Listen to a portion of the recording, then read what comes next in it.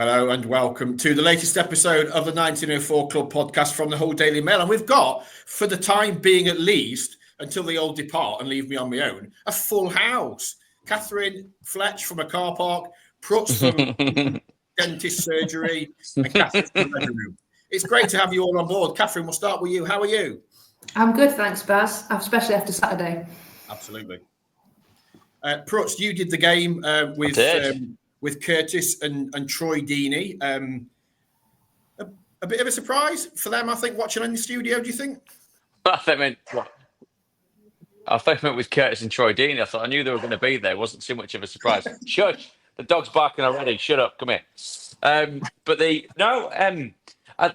All the kind of expectation levels around how you look at a team near the top of the table looking to react to what happened with the Leeds game, I thought was resolutely put to bed. Yes, they had some chances, but just really impressed with City and their organisation. We spoke to Ruben before the game, who is always a good chat to have. Very serious man, he seems like, which is absolutely right, given how much we pull apart what he does on a daily basis. You'll be pretty nuts most of the time, wouldn't you? But I just thought, even though it wasn't a game where there were plentiful chances, I thought that little bit of luck with the ball in from the corner, plus a couple of good chances where wrong decision making, perhaps maybe on another day would have left City ruin those wrong decisions. I just thought that they were good value for the win. And Fletch from a car park outside Mr. Chew, how are you? I'm all right, mate. I'm all right. I'm even happier that City seem to be doing this. I hope they've got this nice knack, haven't they, of being able to beat the ones in the playoff hunt and promotion hunt away from home, but then can't seem to win at home, which is an interesting blend, isn't it? But maybe we can dissect why that might be. But yeah, Absolutely. And actually, today is the 80th day that Ruben Selles has been in charge of Hull City. 5 wins, 3 draws, and 7 defeats in the Championship, and of course that FA Cup. But we know the club don't bother with FA Cup games anymore, and they haven't done for quite a few years. So 80 days in charge. Kathryn, 80 days up and a big victory at the weekend. That is, we often talk, don't we, in seasons about whether it's a promotion season or relegation affected season, about pivotal moments towards the end of the season. And given the fact that City won at Sunderland, Derby lost in the 95th minute, Cardiff and Plymouth drew, Luton lost again yesterday at Watford, City have finally moved away from the bottom 3, albeit 3 points only. But what they have done is given themselves a massive opportunity to pull further away with their next 2 games starting tomorrow night.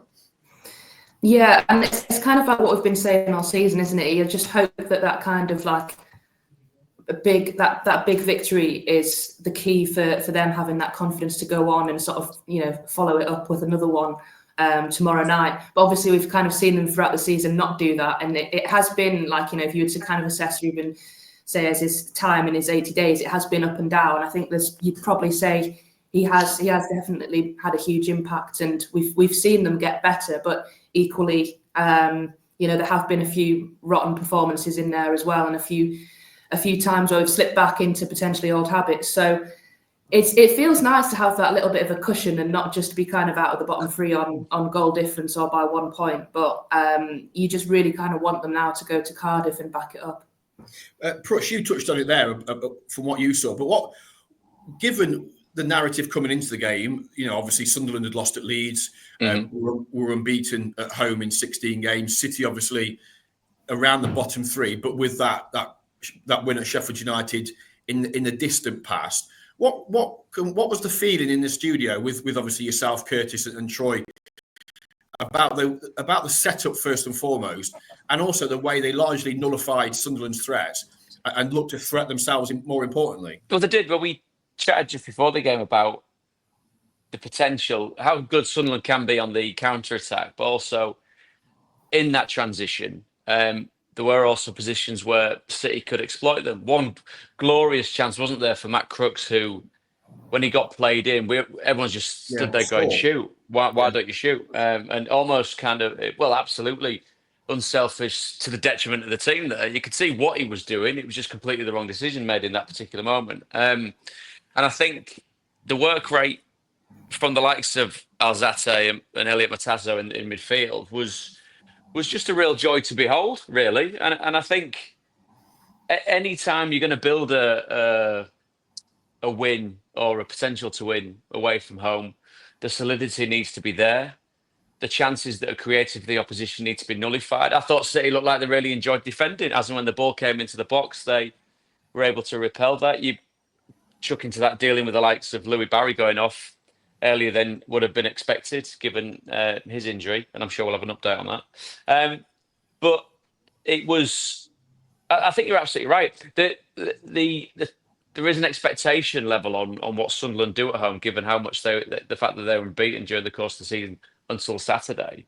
But that I thought City, and it goes back to Kathryn's point about them on the road and them being at home. That fed into the way City want to play. Maybe they'll get something similar against Cardiff, even though Cardiff may say to City, there you go, you have more of the ball, see what you do with it. And it's been a feature since Ruben's come in that the percentage of possession has just dropped under 50%. But seemingly they're doing more with it as and when they get the chance to. So it's an intriguing one because you saw everyone at the end celebrating, and rightly so. I know people can get a bit narky about celebrating a solitary league win in a long season, but they worked hard. It was a great performance of togetherness. Added that little bit of luck, which you do need when you're down there and battling. And as you say, with results in and around what went on, and given as well what happened Sunday between Watford and Luton, generally a pretty good weekend, I think, across the board for City in that particular position. Fletch, there are a lot of good performances. Of course, you don't go away to the team fourth in the table that haven't been beaten at home and not have a collective good performance. But what difference, Fletch, did you think Charlie Hughes coming straight back in? And so often we see, it's quite interesting because so often you see players coming back from injury and the managers are kind of want to drip feed them back in. Ruben was like, no, you've had 10 games out with a hamstring injury, you're straight back in. And it felt like his arrival back into the team actually made a difference to Alfie Jones as well. What's your thoughts on that? Yeah, I think that combination of Jones and Hughes looks a lot more sturdy in comparison to others. But I think that shows that Ruben Selles has so much trust in one individual player, i.e. Charlie Hughes. And I think the fans want to see him play as a new signing. Yes, he's had a hamstring injury, but if there's belief on all fronts from the player, the medical staff and the manager that he's ready to go, chuck him back in if you think he's good enough. That's what he was brought in for in the summer. Paid a big fee for him, so he's clearly got a lot of calibre about him. But I think the balance between him and Jones together, you know what you get with the pair of them. I think what it does, which I think is pleasing going forward, sometimes when you have obviously a clear identity wherever it is on the pitch, if they can make the instructions and responsibility easier to digest, then obviously you're going to get a better performance level. And I think Hughes is an intriguing player because I think he's got so much potential, but he's a bit like Alfie Jones in the sense of he doesn't really let his performance levels drop when he's on the park. So I think we know what we get with him, and it was nice to see him back in the squad. Yeah, Kathryn, how impressed were you with Charlie? I think it was after about 5 minutes he went for one of his rasping diagonals, and you're like, I know he stuck it out of play, but it was like, yep, Charlie's back, and it was just great to see him. And I think he just went off as a precaution. Obviously, he's not played in a while. There's no suggestion that he won't be fine for Tuesday night. He did his best to try and claim that goal, didn't he? He really tried to get to it before it went over the line, which I really respected as like a defender, just desperate to try and take it off the goalkeeper. No, because when he went off, I was quite concerned because you watch him go off and he's sort of thinking, oh, please not be his hamstring, and you're hoping he's not kind of come back too quickly. So when you said after the game that it was kind of precaution, it was sort of a big sigh of relief because that was, that was the difference he made. It did feel like we were a lot more settled. I don't know if, obviously, I think John Egan's been fine since he came in and played a couple of games, but I think just because he hadn't really had that relationship with Alfie Jones, it wasn't quite sort of working the same way that Hughes had done with Jones, in the same way that Finn Burns had done with Jones. I wondered maybe if Egan and Jones were maybe too similar in a sort of a way. But with Hughes in there, it does seem to just work a lot better. And I think his passing ability, I know you mentioned the one that went out of play, it does give you like an option to bring the ball out. I think Alf is, fine at passing, but I think that is kind of probably less of his game and more kind of, the person who's playing along next to him. And he's very passionate as well. I think the fans obviously really like him. It just gives the fans a lift. They sing his song kind of throughout the whole game. His reaction at the end told you kind of how much it meant to him as well. And hopefully he can kind of stay fit for the rest of the season now and make that difference. Prutts, as a midfield icon of your generation, I'm intrigued. What are you looking like that for? I'm intrigued to get your thoughts on that midfield trio, but particularly Alzate and Mataza. Mataza got Sky Man of the Match, didn't he? Yes. And Alzate was excellent again. Obviously, Crooks, had the goal, which would have been a potentially push past contender disallowed. What talk to us about what you like about Mataza and Alzate and that because they dovetail lovely, don't they, together? Yeah, and I think, given the structure that Ruben's been able to put in place, they look really quite comfortable, don't they? In allowing each other to do what either player's best at, with Crooks having the legs and the ability to move forward through the pitch. I think the energy is what sticks out. I think as we saw on Saturday, Matazo is a player that does get around the pitch a lot, as does Alzate, and that's not belying any ability that the players have on the ball, because they are very comfortable in possession. And seemingly, going back to Kathryn's point about how you get players behind you like Joes and Hughes that really do dovetail into how good they can be together. There we go. That spreads the confidence up the pitch, I think, and that it's seemingly working. Again, maybe that debate comes because. The debate about how they perform at home comes because it's a little bit more straightforward away from home, and that is a bit of a broad brushstroke. But you would go to the stadium and as we've all said, you would presume that team would have more of the ball. There'd be more of an expectation on that team in the top six to do more with it, to dominate possession, and that big crowd, which we know can be a wonderful thing if things are going great. It can also be a bit of a weight around the players' necks if things aren't quite going great. And obviously it's relative, because Sunderland are doing fantastically well. Even though they are 8 points off second place, they're still 11 above the next team next to them in the playoffs. So they are having a very good season.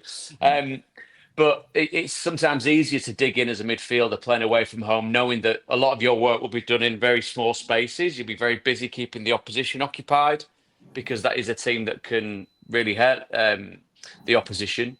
But I thought what was asked of them and the way it was asked of them, I thought they executed it to a T. It's a great point that you made as well, Kathryn, about Charlie Hughes. I was trying to remember who wheeled away with his arm in the air from that corner, and it was him, wasn't it?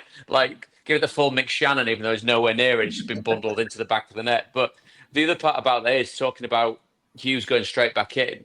When you do get to, was it 70 odd minutes when he came off? Maybe I'm doing just before that.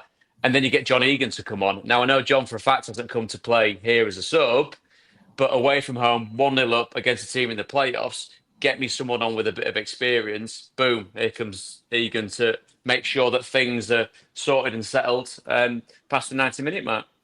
Fletch, what I liked about if we talk about the goal for a minute, as we were then, it all comes, the ball over the top, and it's seemingly like a nothing ball, and it's Carl Joseph. He might not have scored yet, but he's in the team to do that, isn't he? Obviously, he's in the team to score goals, clearly, but he's in the team to press from the front, and he forced Luke O'Nien to give away a cheap corner, and from which obviously that's something they've been working on the training ground with Gowhart's delivery. It was a wonderful delivery, right, pinged in, underneath the crossbar, and he did it moments later, and Patterson sort of, after they'd scored the first goal, Patterson flapped at it, but that goal all comes from Carl Joseph, doesn't it? Pressing and just out of nothing forcing a cheap corner, and so often we see goals scored from seemingly out of nothing when corners are given away for no real reason. Yeah, but how good is it that they're actually scoring from set pieces now, just in general, after so long without? But I actually prefer, I know the first corner was the one that got them the goal, but I actually preferred the whip and the curve and the power that he put into the second one more, and they were very unlucky to go and not score twice. And I think when you touch upon Joseph there, and we talk about Geldhart and his delivery, I think going back a month or two to when they first signed, I think you've got players there that are determined to prove a point. They're not there with, I guess, the big names to some degree in terms of Geldhart wanting to get into that Leeds team, but then Joseph is coming up from League One, so it's not too much pressure on them. So they're playing quite freely and they're playing with a bit of a swagger, even though, like you say, Carl, Joseph hasn't got a goal yet, but his work rate is superb. And that's what I love about an away performance. I was thinking about it over the weekend. And sometimes I actually find an away victory, like a little 1-0 like this, more satisfying because it shows the true ingredients of what you need to get 3 points week in, week out. You can have all the ball at home and play someone off the park, but a nice gritty 1-0 win away sometimes is more satisfying because they're the building blocks for taking the club further forward.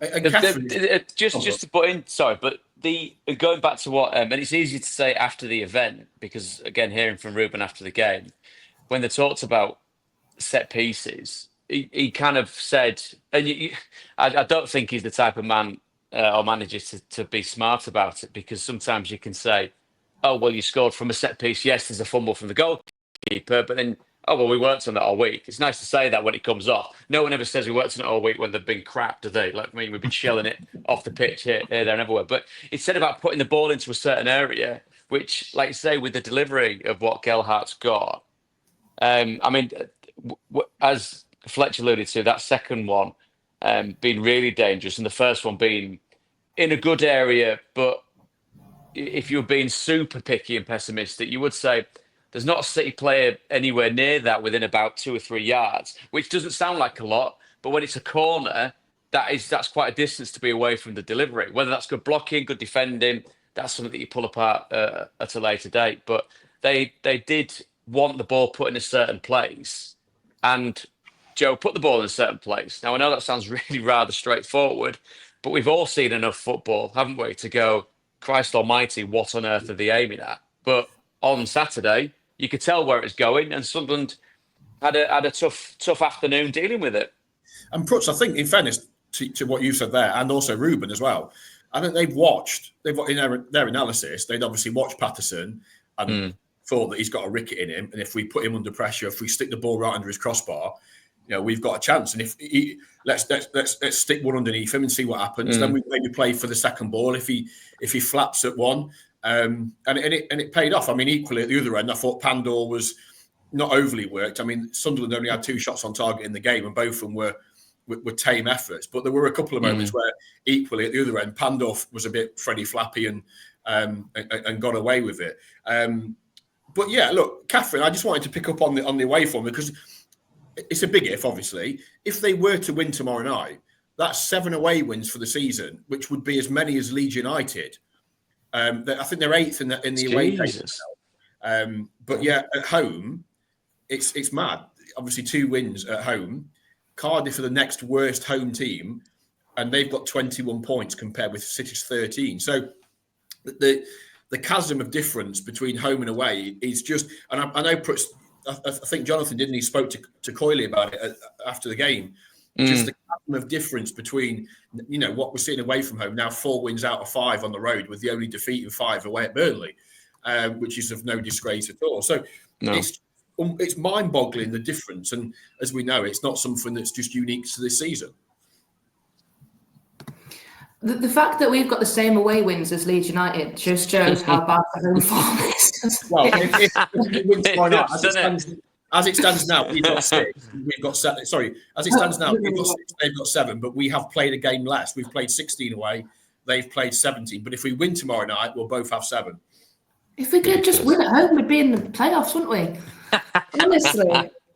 But yeah, I think clearly the teams down the bottom are all sort of struggling at home a little bit. If Cardiff are also kind of not doing it at home, which maybe is a good thing for us going there tomorrow as well. So I almost, like we kind of said it before the season, it feels like it becomes a mental thing a little bit, and maybe they actually enjoy going away from home more than they do playing at home because of the expectation, because they've got to take the game to opposition teams more. And then sometimes it plays into your mind when you're playing at home, thinking, oh God, really need to win today because we've not won here for ages and ages. But you can only kind of hope that winning just breeds confidence generally. And if they go to Cardiff tomorrow and win, you'd like to think that they could then back that up at home as well. But it's going to be a nervy one tomorrow, I think. I don't think it's going to be. I'm going to say that and hope that then the opposite happens and we win 3-0. But I think it's going to be. I think the next few games are going to be a little bit nervy. And on that note, I do need to go. So I'm going to leave you on that bombshell. Thanks for Kathryn. Thanks for popping by. See you, Kathryn. We'll again soon.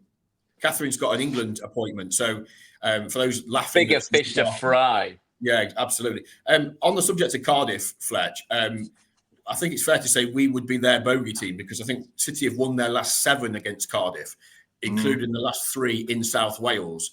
And if you think back to 12 months ago, there was a lot of talk about City's flailing playoff bid, and they needed to go to Cardiff and win the game, and that's exactly what they did. And it's kind of, albeit at the opposite end of the table, it's a very similar case tomorrow, isn't it? The opportunity to move on the same level on games with everybody else and go 6 points clear with just 12 left. That is not to overplay it, and it is the proverbial championship 6-pointer, but it's a huge opportunity, isn't it, to finally make it 2 wins in a row for just the second time this season and against a rival and put some real distance between them and the bottom 3 for the first time in probably 5 months.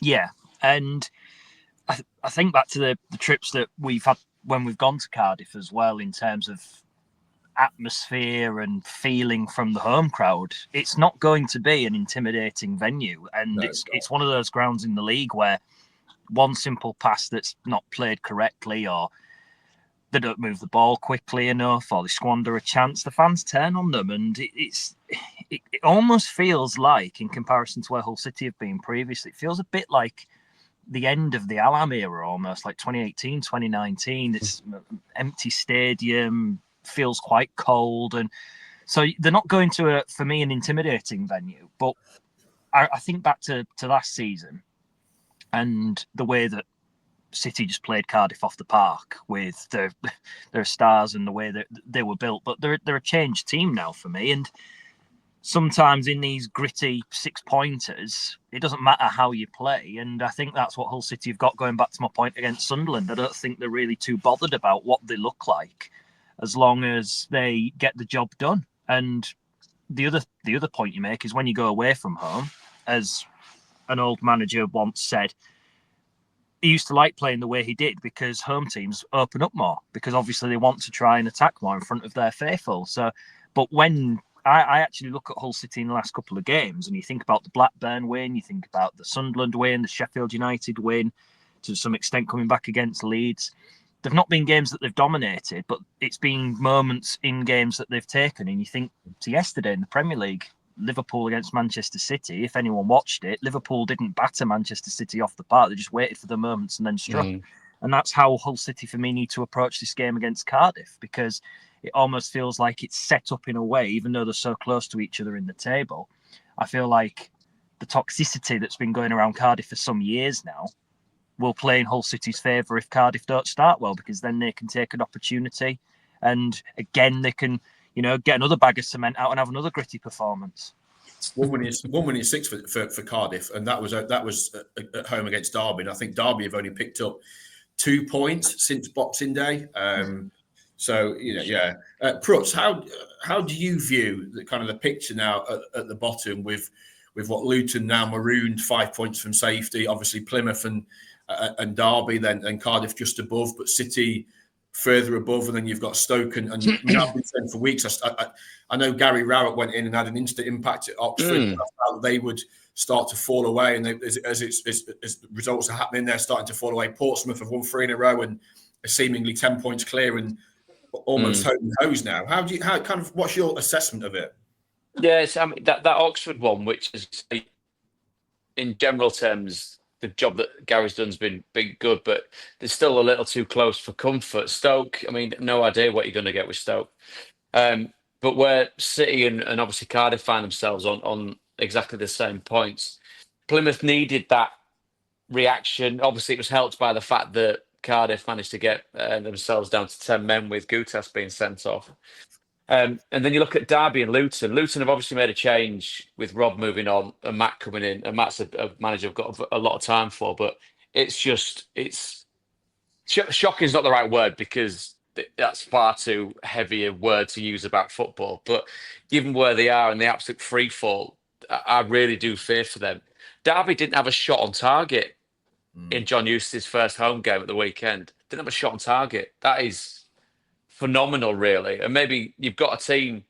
Maybe there's common denominators with all these teams, probably barring Plymouth. Plymouth at home does seem to be generally rocking, doesn't it? Whereas Luton's a different kettle of fish now. Derby County at home is a different kettle of fish. Cardiff, as Fletcher so eloquently put forth about what that stadium is like when things aren't going great. The MKM, we've discussed at length for such a long period of time about what is expected from the team there and what atmosphere is generated between fans and players alike. So Hull City are by no means, as we've discussed, home and hose, to use your expression, Bazz, and away from danger. But I think out of those, there is a real positivity about what City have done. Yes, there's going to be a positive spin because we're chatting about Hull City on a Hull City podcast, but it's just been able to turn, not necessarily displays at home, is it? It's about turning those draws or defeats at home into wins. And whether that comes from the team playing like the away side at home and everyone just thinking, right, sod it, we don't care how it looks, we just need to get towards where it gets us safe. Now, I know that if you are paying through the nose for a ticket, you're well within your rights to go, Christ, I paid for this and it's not great. But it goes back to that old adage between what's good football and what do you deem bad football. The only good football, especially in this sense between now and the end of the season for City, is winning football, because that gets them up and away from the bottom three. So I think if you look around that, I'll be intrigued to see what Swansea do with regards to the management situation. Alan Sheehan did very, very well at the weekend, as we saw. Pompey have seemingly found a bit of momentum, which, again, playing at Fratton and playing against a team such as that, they'll be tough to beat. But the rest, I think, are all within striking distance to City. And Fletch, when you look at the fixtures over the next couple of days, well, next few days, obviously City play that game in hand again at Cardiff on Tuesday night. Then they don't play at the weekend because of Plymouth's FA Cup tie. But Derby are away at Middlesbrough, and Middlesbrough in all sorts of bother. Lots of talk about Michael Carrick. You know, they lost again. They're falling further and further away from the playoffs. Well, Stoke Borough tomorrow, aren't they, as well? So yeah, that's another whether Borough go there and struggle because the perception is that they're a team chasing promotion, but they're falling away slightly, and Stoke see it as a free hit. I mean, you wouldn't be surprised to turn on the results tomorrow night and see that Stoke have beaten Borough at home, would you? That's kind of how daft things are. Yeah, absolutely. And then you've got Derby go to Borough Saturday. Luton are at home against Portsmouth, and the way that Portsmouth are playing at the minute, and Luton conversely. Potentially is essentially what the point I'm going to get to eventually is that City have an opportunity, depending on what happens tomorrow night and then at the weekend. They could go 9 points clear if they beat Plymouth next Tuesday night. That is, I know it's ifs and buts and maybes, but the positivity you feel after going away to Sunderland and winning, coupled with results elsewhere, it's hard not to feel that this is this next week basically is a seismic opportunity for Hull City, isn't it? And to finally grasp this moment, and they've not been able to do it all season. It's been win one, okay, go and win another. Oh, we can't do it. We lose or we draw, or we win one, and it's the same thing again. Then we lose a couple, and we're right back into it again. But given the context of their season, the opposition they play in the next two games, this is their chance, isn't it, to finally really make some hay and get away from danger. Of course it is, yeah. I think it's almost like away from home. See, we've spoken about how many games they've won, and that's all set in stone now, really, for the rest of the season. They know how they need to play to get points. And then at home, it almost feels like they need a eureka moment, if that makes sense. They need one game where suddenly something clicks within the 90 minutes and it creates that snowball effect. And Plymouth would be an ideal team, considering how many goals they concede. They're averaging 2 goals conceded a game all season. That's not going to keep you in the division, even if you do score 2, 3 or 4 in front of your home crowd, as Prutts says, when home park's rocking. Home park for them is going to be what keeps them in the division if they do stay up, for me. For City, I know it sounds boring, but they've got to look after themselves, haven't they? But if they beat Cardiff and beat Plymouth, goodness me, what a turnaround that would be. And that would just give everyone, it'd be such a weight off the shoulders, wouldn't it? Especially for the fans when they're walking through West Park, maybe a bit less doom and gloom, because at the minute, home games almost feel they're dreaded, aren't they, from a fan's point of view? Because 13 points so far at home this season, dreadful, absolutely dreadful. Prutts, it's funny, isn't it? Because before the Norwich game, obviously they lost at Burnley. Before the Norwich game last weekend, if you'd have said to City fans, you're going to take 4 points from a home game against Norwich, who are chasing the playoffs, and Sunderland away, who were at that point unbeaten and hadn't played Leeds, most would have snapped their hand off. So, they, as much as we say that they need to build on it against Cardiff, that's now baby steps. 2 games unbeaten against 2 teams in the top half of the table, and 2 teams, who are having good seasons respectively. 4 points from 6 is not a bad return. And if that becomes, 7 points from 9 tomorrow night, then suddenly you go, maybe a corner has been turned. And moreover, that consistency that they've not been able to get at any point all season, maybe they've got a bit going into that Plymouth game. Yeah, 7 points from 9 with the games you've just spoken about, I think would be tremendous. That's really good form. But obviously that form in a very small, short space of time needs to be spread out into the games that are forthcoming. And again, going back to Kathryn's point earlier on about playing these bigger teams, and I mean that in the sense of where they find themselves in the division and getting results is great. And absolutely any point is most welcome and valued and helps with the total as the games tick along. But being able to take those hits and give out the hits to the teams in and around you is absolutely vital, because it is that fight to pull away from that, because there's no team.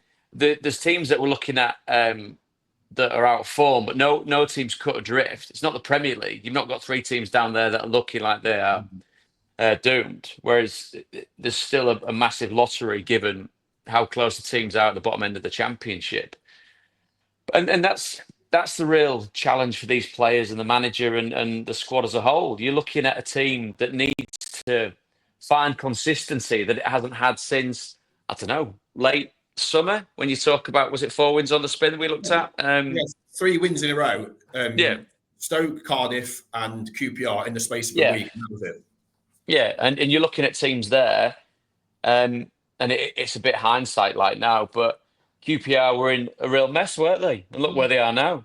So Wednesday, Wednesday were in a real mess, and look where they've gone. So teams that are in and around where City are, as there's been a bit of a sliding doors as they've progressed and found form. Again, like I said, it's slightly hypothetical because of all the games that have passed so far anyway. But that next big challenge is the consistency, is to find that same magic at home and against teams that are in and around them. And it goes back to what Fletch was saying about that, the kind of extra sweetness of an away win, which shows character, which shows a real clarity in the way that they play, and a real togetherness, which I think, again, this is not to the detriment of the crowd at the MKM, but you had a team there that was celebrating with the fans. The fans were a big part of that. You go to the stadium, they'll shiver you up in the rafters. You've got to make a hell of a noise to be heard over the home crowd. And they did exactly that. And they had plenty to shout about. And they shared the win. And they shared that success on that particular day. And that's got to be a continued springboard forward. Prutts, just quickly, obviously Ruben will be going for victory there tomorrow night. We all will be wanting 3 points and believing against that level of opposition that City have got more than enough to go and get 3 points, because we've seen it against far better opposition. Would a point be a terrible result tomorrow night? No, it wouldn't. But having seen Cardiff at home and seen teams there and come away with points, it goes back. I completely agree with Fletch and what he said about the atmosphere there, which can be one that can turn easily if City do what they have been able to do to other sides away from home. That bit of luck. You look at the Sheffield United game. City go a goal up. There's a goal that's ruled out for the home side, which kind of on another day would have been given. And the bit of luck with the corner going in at the weekend, but on another day, City could have had 2 or 3. So they're going to need a bit of that. But the approach, I think, should be similar to what it was at Sunderland. Not necessarily come and break us down, but we'll be solid enough to repel what gets thrown our way and be good on the counter. I've been just the intriguing sense of who comes in for Louis Barry. Have we got any? Is that a long-term injury or medium term? What are we looking at? I'll come in, but go on, Fletch. No, I was just going to say from what I've heard, it's not as bad as first feared with regards to the injury. We're hoping to get a bit of an update later today on Louis. Obviously, everybody saw the pictures of him coming down the tunnel crying. There was a big worry that he'd done some severe damage, and given what's happened to Miller and Bellumi, you can understand that. But yeah, the feeling is around the club that it wasn't as bad as what they were fearing with his knee. So we'll hopefully hear a bit more later on Monday ahead of the game. Abu Kamara also missed the game with illness, and it's hoped that he will be back. But that leads me on, Fletch, to AJ Cookie asking on Twitter about the team. Does he freshen it up? Obviously, if we work on the theory that Louis Barry probably, even if it's not as bad as first feared, probably won't be fit to play. Lincoln came off the bench. That's our first look at him since he arrived. Many fans expected that they kind of thought that they'd never see him in a City shirt. But he came off the bench and did it. Once he settled in, did a job. Cookie asks, does Ruben freshen it up for Cardiff? Or does he leave it the same side, barring obviously having to make probably one enforced change with Louis Barry? Well, I'm a bit on the fence really, because I take the point of it's a Saturday, Tuesday, so you might need to freshen up with the intensity of how the games are played. One side of it as well is if you've just come away from a 1-0 victory and there's probably still going to be that buzz around the place in such a short period of time. But then again, tactically, we think about how methodically coaches and managers and players have to delve into. It's all down to individual moments, isn't it? And I certainly think from experience of Cardiff, a very formidable physical looking back line for me. So I think you have to, even though Gutas is going to be out, suspended following his red card, I think, play to the strengths of what they think. And I like, as you mentioned earlier, about Joseph and his pressing. So you'd probably keep him in. Would you change a back four that's kept a clean sheet? Probably not if you don't have to. But then, as you've touched upon as well, the midfield, the engine room, Crooks, Matasso and Elzati, that's an area really where there hasn't been any consistency this season. Yeah. So why would you break that up in such a short space of time? Let them bond a little further. And so for me, only change out of necessity. So if Barry's out, you make one change and then make sure it's the right person to go up against whoever it's going to be playing out wide for Cardiff. And Prutts, they've not got a game at the weekend. I know they've had 2 long trips, although they're flying to Cardiff, so it's not like it's a 5-6 hour coach journey. It's a really short trip then. Yeah, and they'll be flying straight back. Well, they're flying down this afternoon, and they'll be flying straight back after the game. But from a player's point of view, give us that insight into the dressing room, Prutts. You've had that massive morale boosting win at Sunderland. It was hard work, but it's not like Sunderland. It's not like they were having to chase all afternoon, and it was an early kickoff. If you're a player in that dressing room, you're wanting to go out again, aren't you? You're not wanting to be, you want to be rested, and that's not really Ruben's style either. I guess the only concern is of Barry and potentially Charlie Hughes if he can go again. Yeah, I'm up with Fletch on that. You keep it the same. You find out who can fill in for Louis and how much you can get him in the team, because obviously Louis there as a creative responsibility for City. But that old cliche, again, Nick and Fletcher's term of the engine room, what you do, and it just gives me just a very vague memory of doing it a very long time ago, given how quickly these games come, it's brilliant because you play the game, you travel obviously, but you're not sat on a double-decker bus cramped up, you're well looked after, you're well fed, well watered, you go again, and all that matters is what you feel like at 7:45 tomorrow night. It's brilliant, and it sounds very, very selfish, which to a certain point all footballers are. But you're in the little bubble. Get these couple of games done. Maybe have a couple of days off. See you Friday, lads. Maybe come in Friday, have the weekend off. All that type of stuff. These little carrots that are dangled for players. as well as being paid thousands and thousands of pounds a week. But it's like I said, it's quite. You've just said that it's got quite an emotive reaction because that's what it was. It was, you know what I mean, bus trips or just daft little things. Sat there watching your box set on your iPad or chatting or shooting the whatever with your teammates. It's great because we go again. We've got something from Sunderland. We've got a big result at Sunderland. Expectation from the outside looking in is City should go to Cardiff and get something, given how good recently they've been against them, as you said earlier on, Bazz. Whereas the challenge now is to do that, is to give us a bit more breathing space at the bottom to try and make, as you head into single-digit games between now and the end of the season, relatively enjoyable. You know what I mean? Meander your way up the table. There might be a step forward and half a step back, but it's the games now are the most important thing. Hopefully, Crooksy and the players that haven't had too much recent football are really starting to feel strong now in the games, and be able to mix that with some real experience off the bench. Regan coming on, as we saw, didn't we, late on in the game? So it should be a really nice vibe in and around what they're doing, and then another chance for both rest off the back of that. And also dog barking once again, and lots of work being done on the training ground with Ruben. I think that's going to be something. I'm in the office today, but we've got a puppy who's now we've had for 2 weeks, and so we'll be 10 weeks old. So we'll have that at some point. Rubbish. She's a character. Steve writes on Twitter, Fletch, coming back to what Prutts was sort of saying there, that the team look like they are starting to enjoy it now, and that it's easy to say that after such a thumping away victory, and particularly where it was at as well. But you speak to the players, and they, we spoke to Elliot Mataza after the game, and Alzate before, and they do seem a brighter bunch, and I guess results like that are only going to help not only build that relationship with the manager, but as Ruben says, create that connection with the supporters, which, let's be fair, wasn't there pre Ruben's arrival, and the fans very early in games now are singing Ruben's name, within the first couple of minutes. And again, results like that and celebrating with, as we saw at Bramall Lane, are going to help build that connection. And hopefully, when they get a home win, as we saw against Swansea, what feels like months ago now, that's going to keep coming, isn't it? And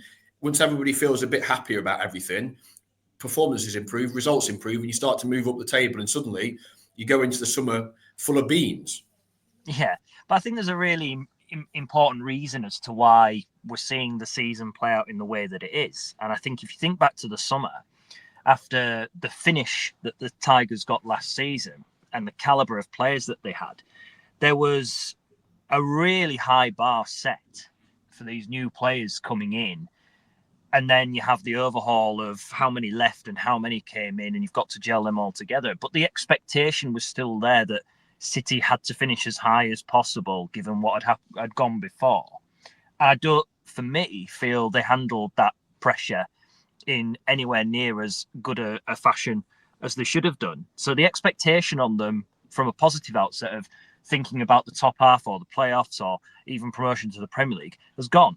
And the expectation now is to make sure that they stay in this division, so they go again. I think the analogy I would use is, I think at the start of the season, it felt like everything was built on sand. There was no foundations underneath, whereas I think Ruben Selles has brought that bit of calmness and just given us a sense of reflection of where the team actually is, respect the fact that we're not as good as we are last season, and actually start putting those building blocks in place again to make sure that they are safe, because that's all Hull City need to do now.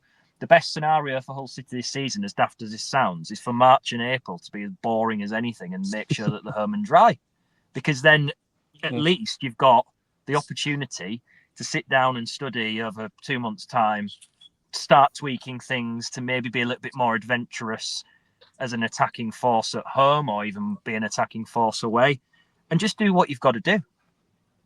Yeah, absolutely. Prutts, one of the final things I wanted to bring up, because you know him, Louis Coyle. Obviously, there was the video that emerged on social media last week of him when Matt Crooks scored against Norwich in front of the stand. No problem with that. It's passion. He's passionate. He cares. But again, I want the players inside, because we've criticised the players at times this season for not being as good as they were last. But when and it came to me the other day, I was doing a Sunderland podcast, and I kind of blurted out everything that's happened since almost that final game at Plymouth last season. And I guess when you factor in the sheer amount of change, both in the manager's office, the approach, the different approach for the manager, they've signed 25 players since the end of last season. A host of players have gone.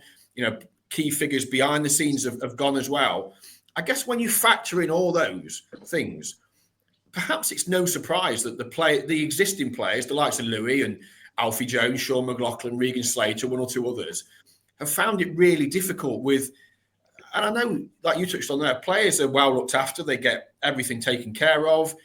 They're financially well rewarded. Everything they could possibly want is there for them to try and go out and perform. But unfortunately, at Hull City, everything hasn't been there because it's been, as Fletch said, everything's been a bit quicksandy.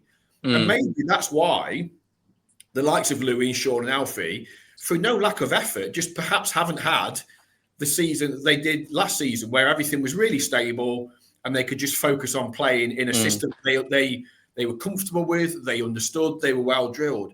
And now we're now in coming into March, where for the first time there feels a bit of stability within the management setup and what they're being asked to do.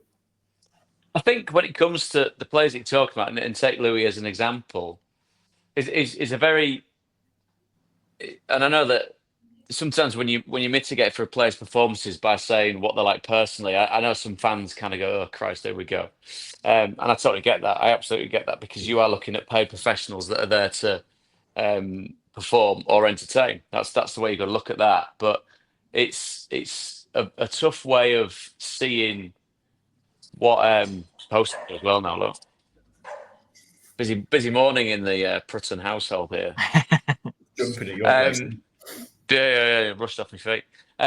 But the fingers sometimes are more easily pointed at players such as that. Now, whether that's a subconscious thing of that's just what fans do, or just we mentioned Forest on here a little bit with connections to Forest historically. That Ryan Yates was the player that was like that for a little bit, because it was almost like he'd been there too long, and then suddenly he goes again and establishes himself as a big part of what Forest have been really good at this season. And Louis, was it his 150th Championship appearance? That's no mean feat for, what I mean? They don't just chuck those out to whoppers that are nice people. They chuck those out to people that can perform over quite a long period of time. And because he is emblematic of what Hull City is as a club, but also Hull as a city, quite literally. And I think what he does and how he represents it is he does lots of wonderful things. But I do understand that fundamentally he's there to perform and play football. And he, as we mentioned earlier on in the season, he was vocal about that. You can see his emotional reaction, as you said, about hopefully putting that right for himself and for the team. But as a collective, they'd completely let themselves down, and that's not said. I mean, that's just said as a matter of fact, not in a kind of it's disgusting or disgraceful and they're not playing at the level. If this was a more consistent squad that was slightly better or had slightly better players, and again, I'm trying to put this into context, they wouldn't have been knocking around the bottom three. They wouldn't be where they are now. So by virtue of that, I'm not saying you accept it as a fan because, we haven't got a squad as good as the top 10 in the division, but that's why City find themselves where they are. They had factually a better manager at the end of last season than they had at the start of this season. Factually, a more experienced manager in this country at the end of last season than they did at the start of this season. So they've been making up for lost time.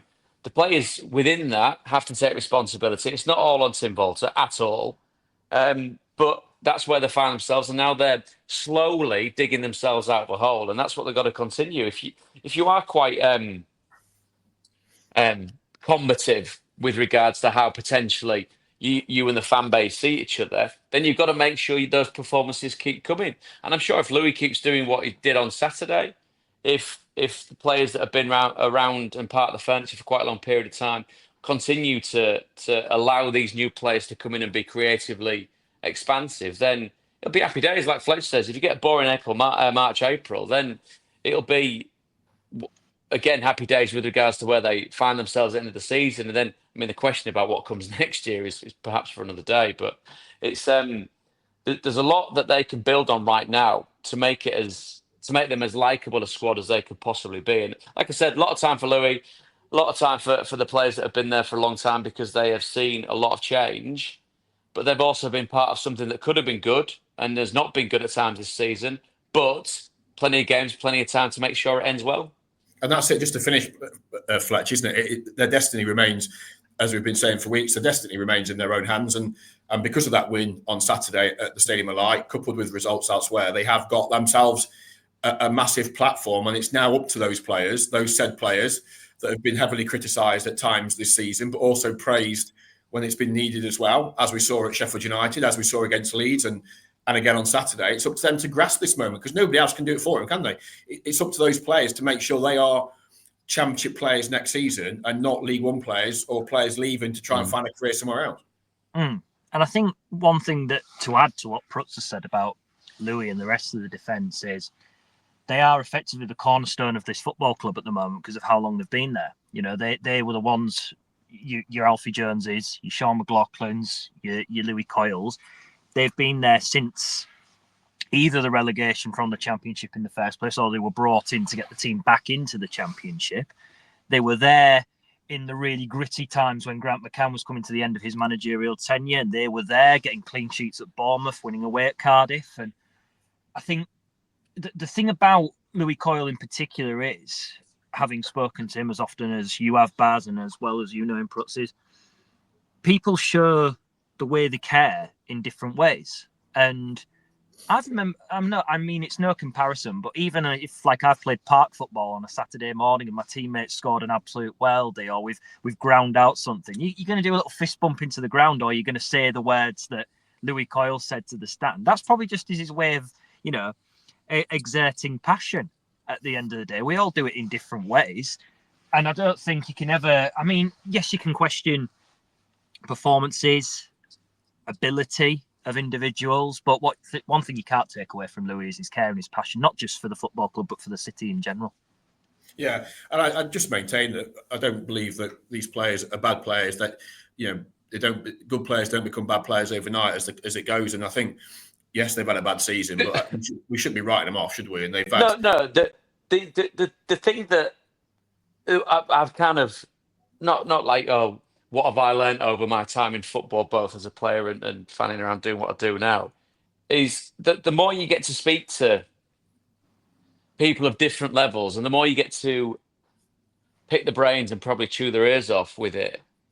I was chatting to with the EFL. We've done these different interviews with some really good people that are coming out. And one of those is Frank Lampard, who I was just fascinated to talk to. A real privilege, because having operated very briefly in the same kind of sphere professionally, but it goes without saying that I was turned out in slightly different ways. But talking to him now and seeing what he's doing with Coventry and the joy that he gets with working with players, and then asking him about working with Premier League players at Everton and Chelsea, and then working in the Championship with Derby and Coventry. The kind of summation you come to after being in the game for a long period of time, and I'm not trying to mansplain football to people that are listening, God forbid that would be the case, but the reason players become superstars, away from someone, say, like a Messi or a Ronaldo, or players of that ilk that are real kind of technicians and wizards with a football.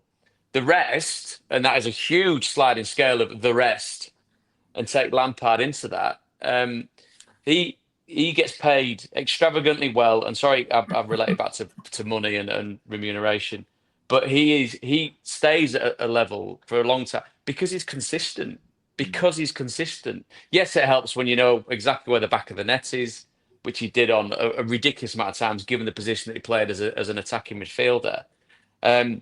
But that's what I try and So like my lads start to play football, and if I speak to younger footballers, and if I try and get across the point to make, which is you can make not just a good living in the game when you turn professional, but an insane living in the game. That means that you and the rest of your family, once you finish, are in a different position than to what you started with. By being consistent, players get paid the best money for being consistent, because a manager can say, I'm going to get at least 7 from him today, if not more often than not, 8 or 9. 8 or 9. Now, if you are playing for Hull City, and I say this quite again, you obviously preface everything with the greatest respect, because it's absolutely right, with the greatest respect. If you're playing for Hull City in the position that they're in now, you've not, as a collective, been racking up 8s and 9s every week, have you? Let's be honest, because you wouldn't be at that end of the table. You'd be knocking on the top of the table, if not above the table. I've mentioned Phil Brown's teams in the past, Steve Bruce's teams in the past. Smatterings of magic, but fundamentally a consistent team. Fundamentally a consistent team. Whether you're away at the arse end of nowhere, or whether you're playing at home against such and such, that those teams knew exactly what you were going to get. Now, it being this team and where they are now, I'm not saying for 1 second as a fan you let them off the hook, but what you're searching for with City is consistency, and I think that's maybe where the frustration comes from as a fan. And there's frustration in a player, and we're talking about Louis a lawyer, but he's been a wonderful servant to City. And this season's been a sticky patch for more than one player, if not all players. But what you want from yourself is consistency. Me, as an ex-journeyman footballer, looked at those players in the Premier League, even though I dipped my toe in there for a very, very brief period. But what you learn is, Christ almighty, these lads can do this all the time. You'd have a good game and you go, right, I want to do that again. And then 10 minutes in, you're going, I've done exactly the same thing, but I'm nowhere near as good as I was last time out. Why is that? Because you're not as good.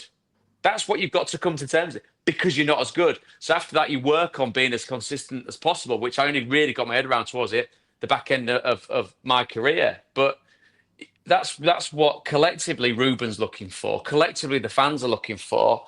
And that's what collectively keeps us going back every single week, every single game, dreaming that the wonderful thing we saw against Sunderland will manifest itself against Cardiff. And you rely on the professionalism of the players in the club to make sure that's the case. But this is not me saying, but don't be surprised if you go all the way to Cardiff and the crowd. But there's a chance they might not be as good as they were against Sunderland on Saturday. And that's why City, as a club and a whole and a playing staff, are in the Championship. So that's potentially where they find themselves, with the dream, with the caveat of they're all striving for the same thing, which is the Premier League. And then, as we've seen, you go to the Premier League now as a club that gets promoted, and my God, it's brutal, isn't it? So maybe be careful what you wish for. Just enjoy the Championship. Exactly. After Prutts' 5-minute spell, that was absolutely fantastic. That's what we're here for, and it's great to have we love having your insight as a. Well, I wasn't going to call. I don't call you a journeyman footballer. You said that yourself.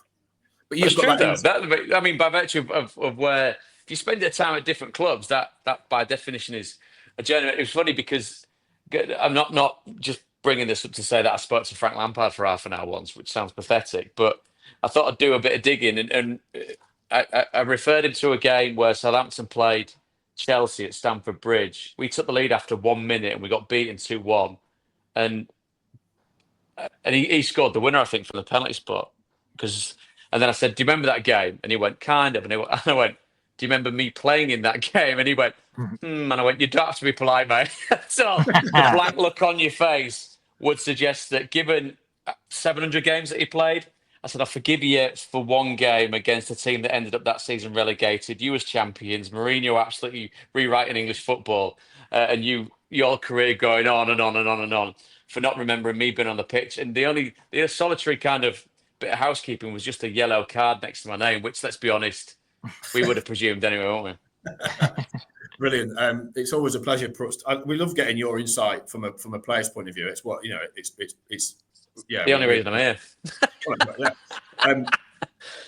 Prutts and Fletch. Fletch, thank you very much for turning up. Yeah, I'll see you in another 6 weeks or however long it's been. Absolutely. You will move the car from St Andrew's Quay, won't you? In that it's going to get. It's been clamped during this show. Just going to draw his curtains at the back. I'm going to have a little nod now.